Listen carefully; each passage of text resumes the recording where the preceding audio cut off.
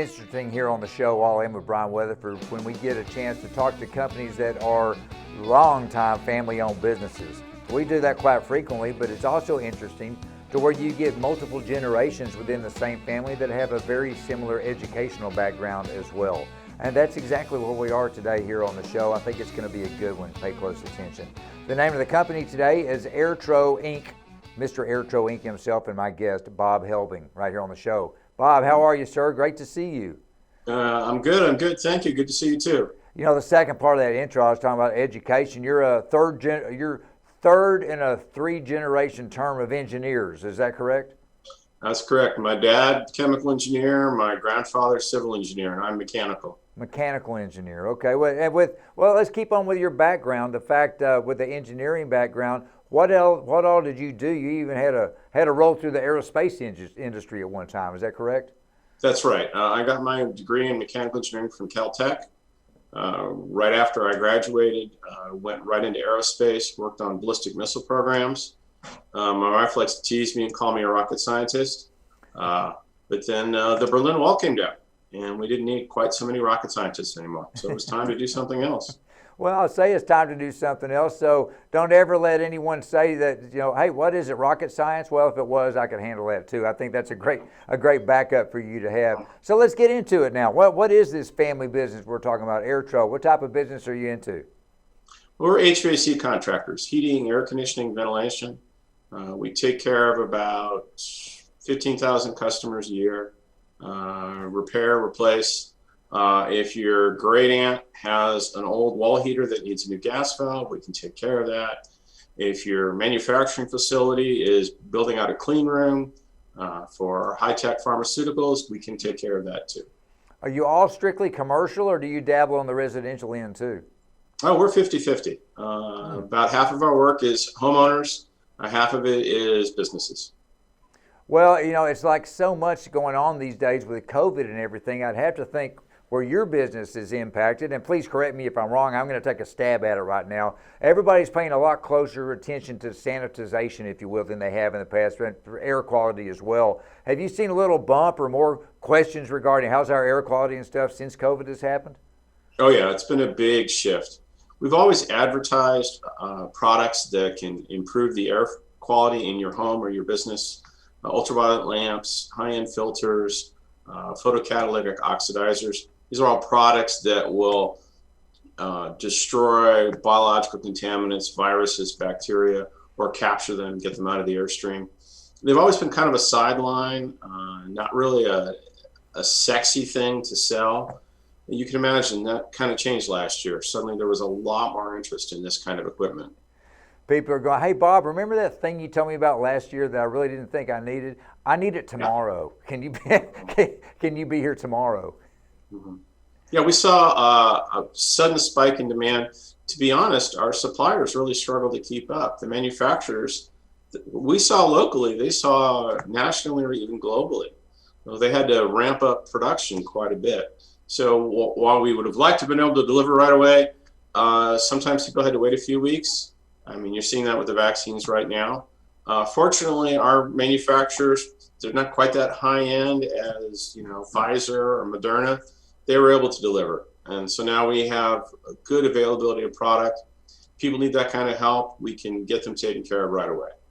Well, that's good news to hear. But even putting all that to aside, there's still the tried and true fact that people need to keep their systems maintained properly for a variety of reasons. I mean, financially, for example, give me some of the financial advantages of keeping everything running as smoothly as possible. Well, typically, like, say a homeowner, they're not going to buy a new central heating and air conditioning system every year. I sure hope not. It's like every 10, 15, 25-year process. Now, you're investing a lot of money in these systems. You want to make sure that your investment is protected. You're going to, pardon me, Brian. You're going to make sure that everything is maintained. No little things become big problems. So that's where we can come in and help out with a regular maintenance program. And not only that, but it improves the system efficiency.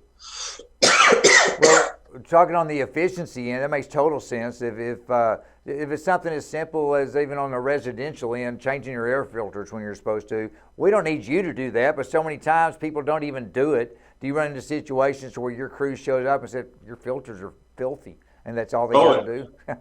And particularly this summer, we saw a lot of wildfires locally. There was a lot of ash in the air. So normally we change the filter every 6 months or so. We were changing them every 60 days.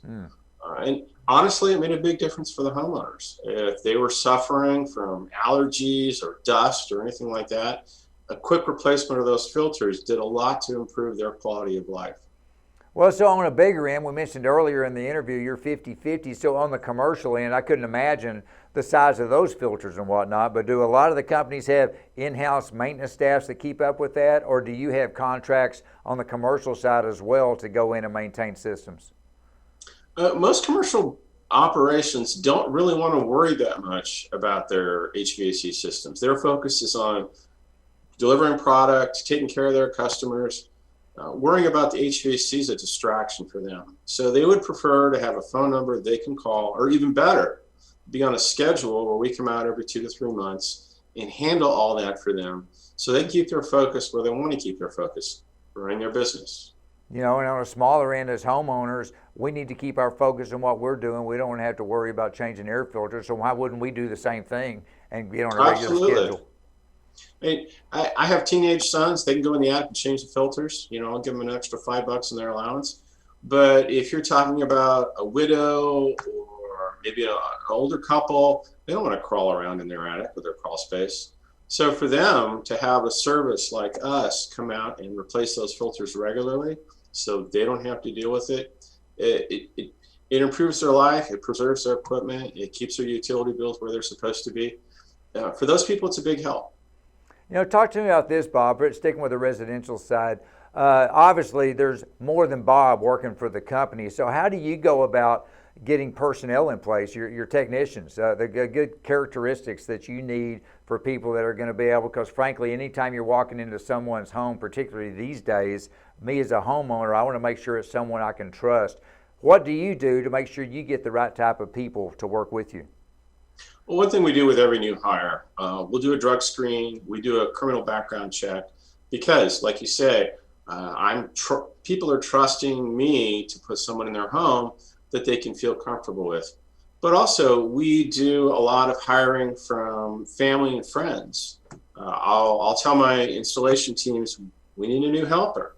And somebody will say, well, I've got a nephew, he has his own power tools, he's always working on his car. That's a good person to talk to. And we can build on that relationship he has with his uncle, bring him in here, try him out, and that's a good way to find new staff. Well, and in my experience, not necessarily in your industry, but just in industries in general, I love that, because somebody's not going to recommend someone to me that's going to make them look stupid when they don't work out. So a lot of the work is already done. I would much rather have a recommendation from a friend than just have a cold call off the street. At least I have a little insight, and again, the knowledge that my friend's not going to jeopardize our friendship by sending in his worthless nephew to apply for a job. Is that fair enough? That's true.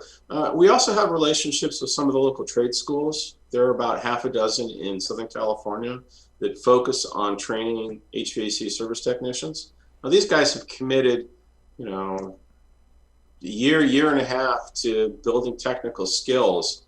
I frequently will serve on the advisory boards for these schools that want to have contractors in the community be a part of their curriculum preparation. What do we need, what we don't need? So I'll have a relationship with the instructors, and I can talk to them, find out who their best people are, who might be a good hire, and that's another good source of new people in my workforce. I could go on for an hour talking about trade. We're big fans of the trade schools on this show, but I'm out of time today. I can't go that route, but it's nice to hear a pro like yourself has the same feelings we do regarding that. Well, keep doing what you're doing. Again, maybe it's not rocket science, but even if it was, you could probably handle that as well. Thanks for sharing your story with us today. Continued success. Take care. Thank you, Brian.